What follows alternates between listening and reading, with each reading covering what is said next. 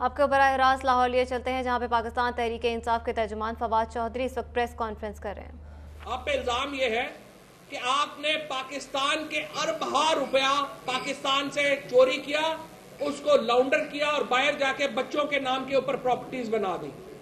اسحاق ڈار صاحب کے بیٹے علی ڈار صاحب 22 سال کی عمر میں H D S Tower Dubai جو کم از کم 20-25 ارب روپے کی پراپرٹی ہے اس کے مالک ہیں، جو لگژری کارز کی ایک پوری فلیٹ وہ اون کرتے ہیں، ایمریٹس ہل میں وہ ایک کم از کم 15 ملین درہم کے ولا میں رہتے ہیں۔ تو کیا پاکستان کے لوگوں کا پوچھنا یہ حق نہیں ہے کہ پاکستان کے فائنانس منسٹر کا بیٹا 22 سال کی عمر میں اس قسم کی زندگی کیسے گزار رہا ہے؟ پاکستان کے پرائم منسٹر کے دونوں بیٹے حسین نواز صاحب، حسن نواز صاحب کیسے اچانک بلینر ہو گئے؟ مریم نواز شریف صاحبہ کس طرح کروڑوں روپے کی جولری کی مالک ہیں؟ کس طرح وہ نیلسن اور نیسکول کے ڈائریکٹرز کی اپوائنٹمنٹ کرتی تھی؟ اگر یہ بات صحیح نہیں ہے کہ خواتین کو بلایا جائے بیان دینے کے لیے کرمنل انویسٹیگیشن میں، تو کیا یہ بات صحیح ہے کہ اپنی بیٹیوں کے نام کے اوپر چوری کا پیسہ رکھا جائے؟ سوال یہ ہے کہ مریم نواز شریف صاحبہ کے نام کے اوپر چوری کا پیسہ کیوں رکھا گیا؟ اربوں روپیہ جو پارک لین لندن کے اپارٹمنٹس میں نیلسن اور نیسکول کے ذریعے انویسٹ کیا گیا وہ مریم نواز شریف صاحبہ کے نام کے اوپر انویسٹ کیا گیا۔ مریم نواز فرنٹ وومن ہے اپنے والد کی اس سارے تماشے میں، جو نہ صرف وہ ان کی سیاست کی امین بنتی ہیں، وہ ان کے پیسوں کی امین بھی بنتی ہیں۔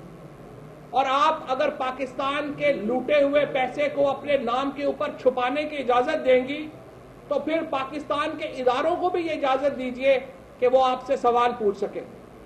یہ ممکن نہیں ہے کہ جب آپ نے پیسے چھپانے ہو تو آپ بیٹیوں کے نام پہ رکھ لیں، لیکن پیسوں کا حساب دینا ہو تو آپ کہیں کہ بیٹیوں سے سوال نہ پوچھا جائے۔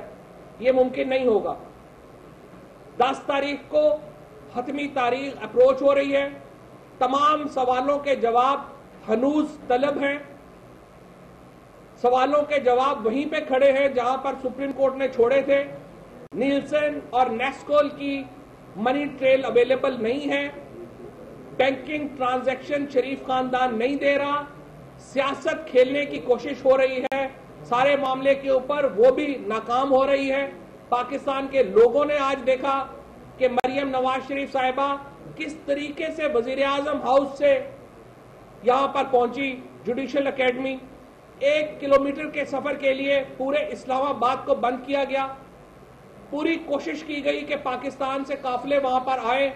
یہ علیحدہ بات ہے کہ آج ان کو رسپانس نہیں ملا۔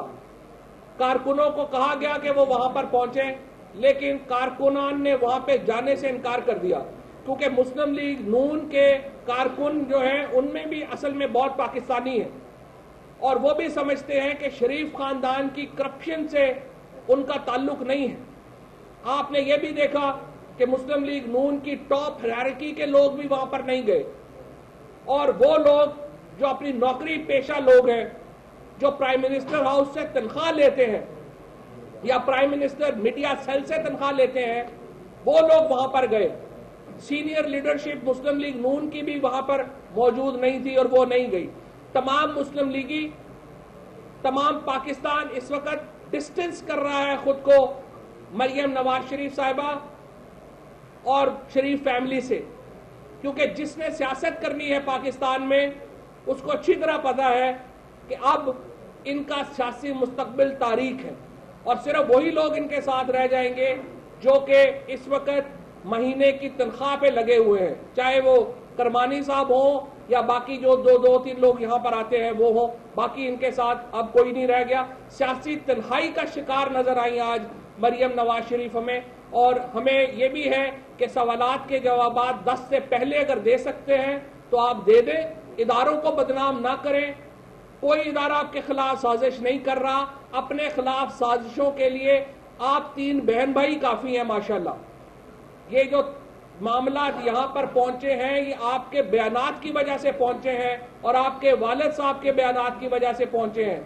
شریف خاندان کے خلاف سب سے بڑی سازش شریف خاندان نے ہی کی ہے اور آپ کے بیانات نے کی ہے. 10 سے پہلے آپ کو جواب دینا ہوگا ورنہ کٹہرے میں آپ کو آنا ہوگا اور جواب دینا ہوگا. بہت شکریہ.